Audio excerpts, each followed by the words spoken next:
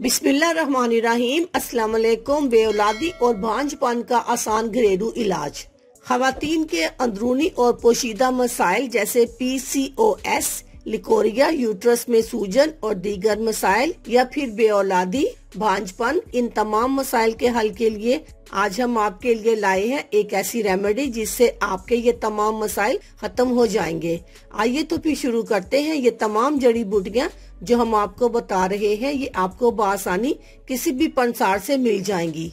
खवातीन के पोशीदा अमराज के लिए बेहतरीन नुस्खा। अज्जा इस तरह हैं: गुले पिस्ता, शाखे निस्वा, गुले सुपारी, दूध पठानी, गोखरू, शाशी स्याह। तरकीब इस तरह है। अज्जा में बताई गई तमाम जड़ी बूटियाँ 50-50 ग्राम लेकर इन्हें पीसकर बारीक पाउडर बना ले।